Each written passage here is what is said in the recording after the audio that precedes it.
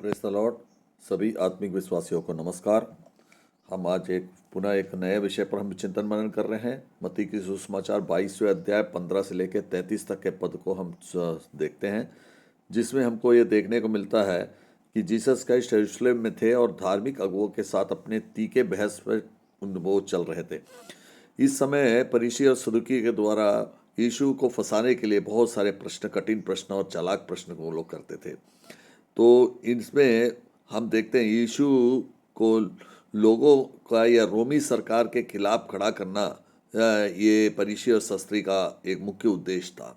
इस तरह से इस भाग में दो मुख्य चीज़ें हमको देखने को मिलता है। क्या है, कैसर को कर देना सही है या नहीं है।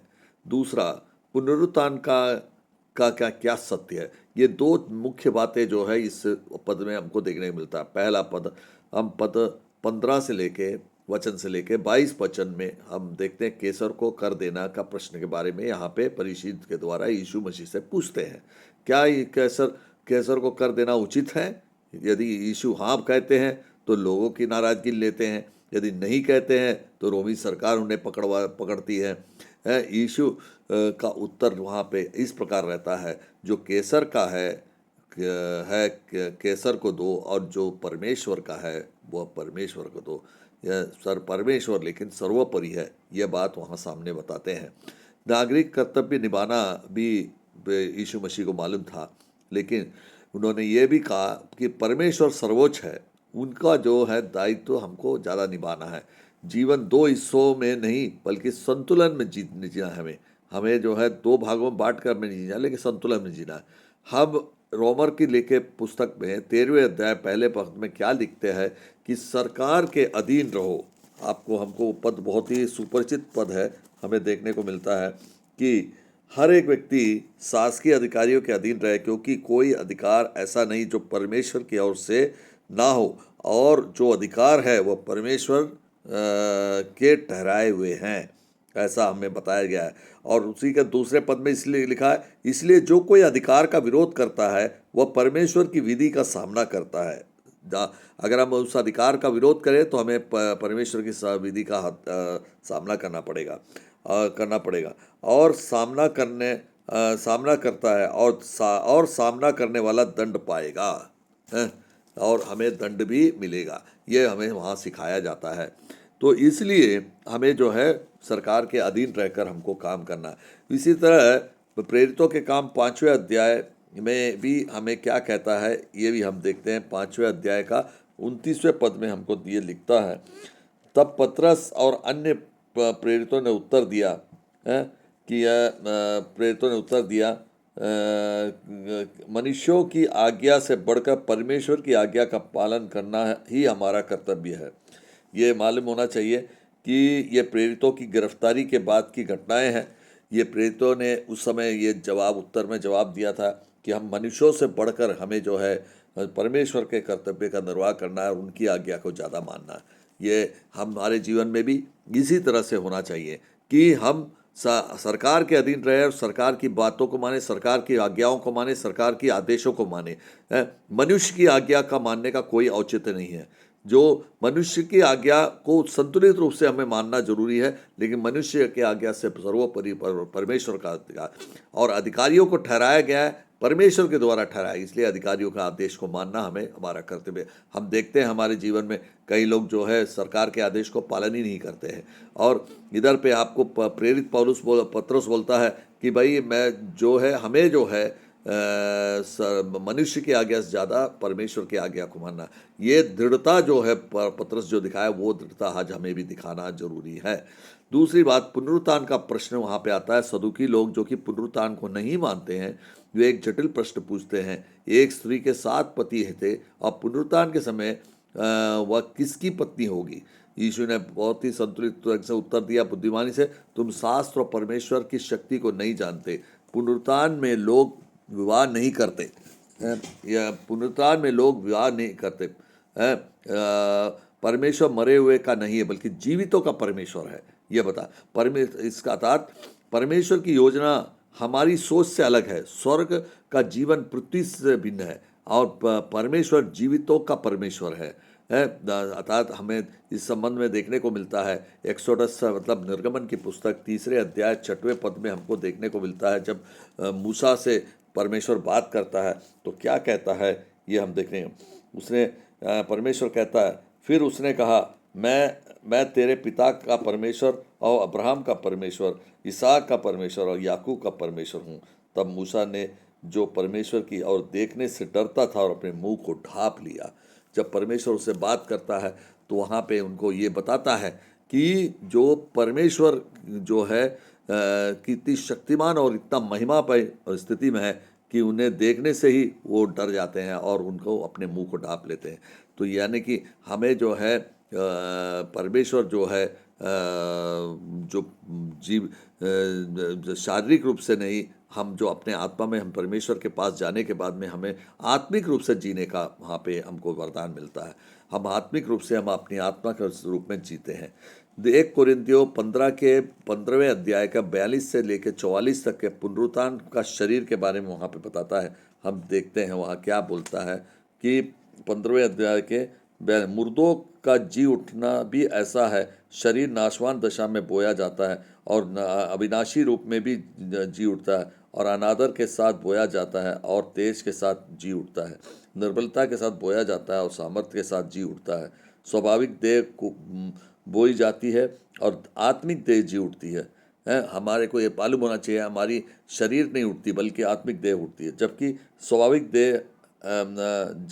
स्वाभाविक देह है जो आत्मिक देह भी है।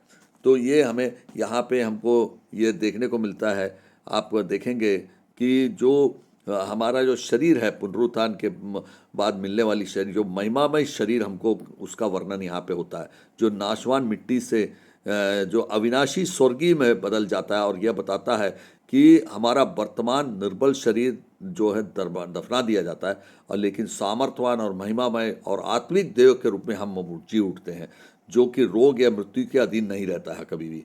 ये हमको पता होना चाहिए।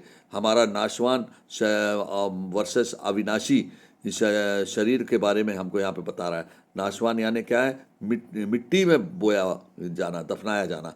लेकिन अविनाशी शरीर जो है वो जो जी उठता है उसे अविनाशी शरीर। पुनरुत्थान के समय शरीर नहीं बल्कि बूढ़ा या मृत नहीं, बल्कि पुनरुत्थान के समय में हमारी आत्मा जी उठती है। हमें देखने मिलता है अपमान और महिमा के बारे में। सांसारिक शरीर कमजोरी और अपमान में रहता है, लेकिन और उसे दफना दिया जाता है, लेकिन परमेश्वर की महिमा में हम महिमामय रूप में हम जी उठते हैं। निर्बलता और सामर्थ्य के बारे में यहाँ बताता है कि निर्मलता और सामर्थ्य के बारे में हम देखते हैं हमारा वर्तमान शरीर जो निर्बल होता है, लेकिन पुनरुत्थान के समय हमारा सामर्थ्य पावर रहता है, से भरा हुआ रहता है जो हमारी आत्मा, जो फिर कभी नहीं थकता है। तो अगला देखते हैं प्राकृतिक और आत्मिक रूप से भी हम देखते हैं कि स्वाभाविक रूप से देह को बोया जाता है और एक आत्मिक देह भी उठती है। जब हमारा देह बोया जाता है, जमीन के अंदर मिट्टी में डाल दिया जाता है, तो हमारा जो आत्मा है वो जो है आत्मिक रूप से हमारा सामर्थ्यवान शरीर बनकर ऊपर उठता है। इसका अर्थ यह नहीं कि शरीर आदृश हो गया, बल्कि यह भी है यह कि हमको आत्मा के रूप में नियंत्रित और पूर्णता मिलता है, ये हमको देखने को मिलता है।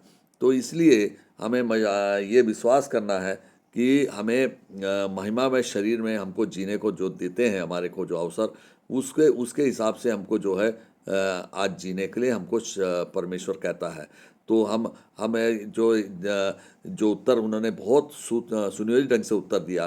तो हम देखते हैं कि परमेश्वर की योजना हमारी सोच से बहुत ही अलग होती है। स्वर्ग का जीवन जो है पृथ्वी से भिन्न होता है, ये हमको देखने को मिलता है। परमेश्वर जीवितों का परमेश्वर होता है, ये हमको देखने को मिलता है।